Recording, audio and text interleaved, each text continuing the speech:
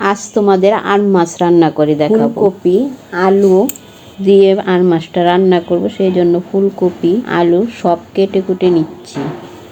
শীতের মৌসুমে আর মাছ ফুলকপি আলু দিয়ে খেতে কিন্তু ভীষণ মজা। শীতকালে আমাদের কিছু কিছু মাছ আছে, আর মাছ, কই মাছ, বোয়াল মাছ, শোল মাছ, শীতকালেই এই মাছগুলো বেশি ভালো লাগে খেতে।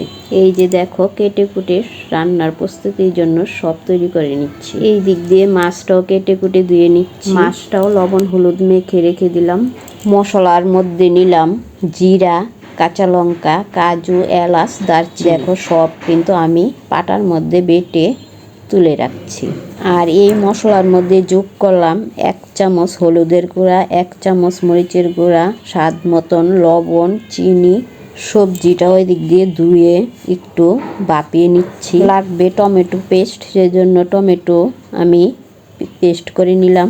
আলু কপিটা হালকা সিদ্ধ করে একটু জলটা ফেলে দিয়েছি।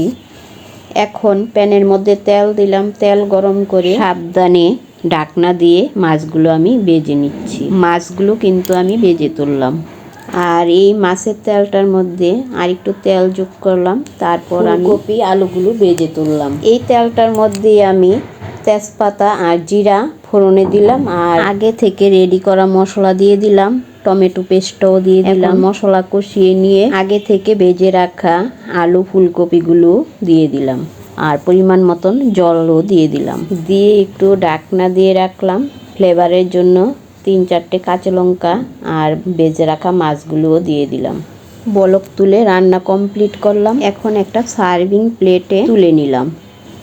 দেখো খাবার দেওয়ার সময় অতীতের একটা কথা মনে মনে কিন্তু আমি এখন কিন্তু আমার জেনারেশন পরিবর্তন। আগে আমি বাবাকে ছাড়া ভাত খেতাম না, আর নেক্সট জেনারেশন এসেও দেখলাম মেয়েও বাবাকে ছাড়া ভাত খায় না।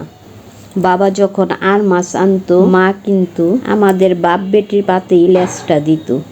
এখন কিন্তু আমিও বাপ বেটির পাতেই লেজটা দিয়ে থাকি। কি সুন্দর একটা মুহূর্ত, তাই না বলো?